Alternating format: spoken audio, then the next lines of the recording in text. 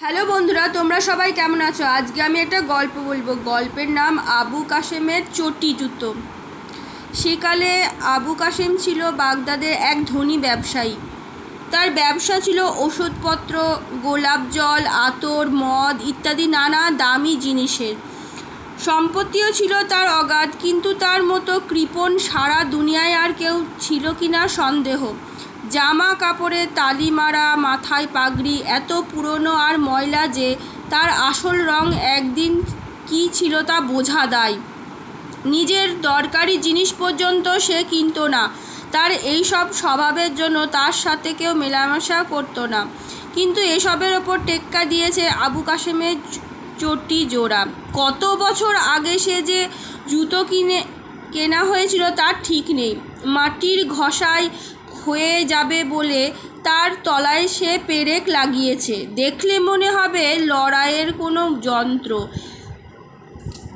সে জুতোর তলায় একটার পর একটা তাপ্পি লাগিয়েছে। ওপরে চামড়ার ওপর পট্টি লাগানো, সে একটা বিকটাকার দেখতে হয়েছে। আর ওই সব তাল্লি, পট্টি, পেরেক লাগানো জুতো জোড়া এত ভারী হয়েছে যে তা পরে চলাফেরা করাই দায়। কিন্তু নতুন জুতো কেনার ভয়ে আবু কাশেম তার সেটা পরেই পথ চলত। বাগদাদে অনেক ধনী লোক আছে, তাদের সকলকে না চিনলেও আবু কাশেমকে বাগদাদের সবাই চেনে।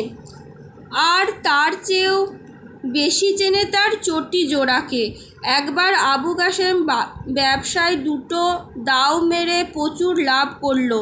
অন্য কেউ হলে বন্ধু বান্ধবদের নিয়ে ভোজের আয়োজন করত, কিন্তু সেসব কথা আবু কাশেমের মনে ধার দিয়েও গেল না।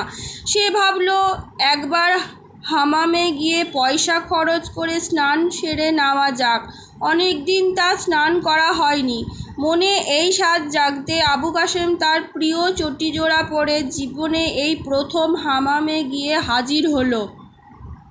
ওই চটি জোড়া দেখে পাচ্ছে ওই হামামের চাকররা হাসাহাসি করে, তাই সে তার চটি জোড়াকে দরজার বাইরে রেখে ভিতরে ঢুকলো।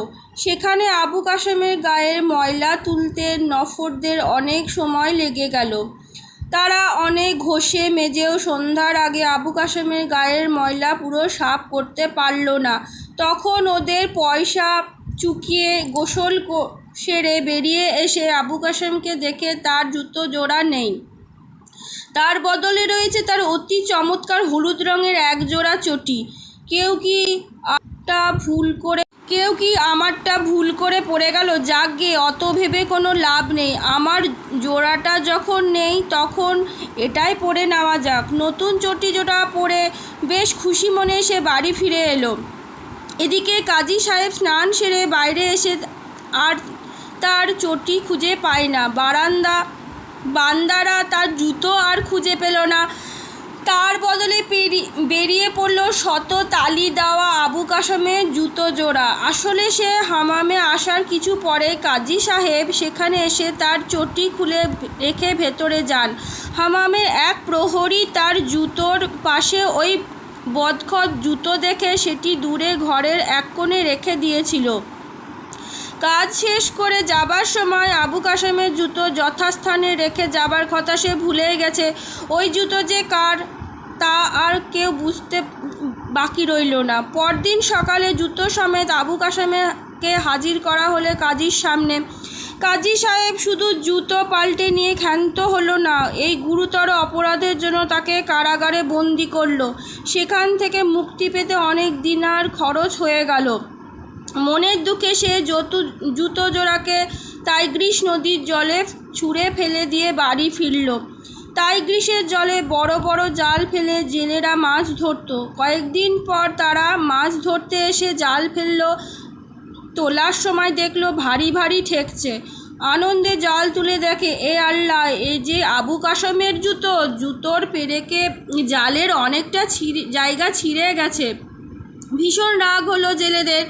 তারা জুতো জোড়া নিয়ে আবু কাশেমের দোকানে গিয়ে তাকের ওপর সেখানে শিশিতে দামি ঔষধ আতর সাজানো ছিল, তার ওপর চটি জোড়া ছুঁড়ে মারল। জুতো জোড়া ওগুলোর গায়ে লাগায় ভেঙে চুরমার হয়ে গেল, মেঝেতে ছড়িয়ে পড়ল। জেলেরা আবু কাশেমকে গালাগালি দিতে দিতে চলে গেল। আবু কাশেম জুতো জোড়া কুড়িয়ে দাঁত কিরমির করতে করতে বাগানে এসে মাটি খুঁড়তে লাগলো। জুতো জোড়াকে কবর দেবে সে।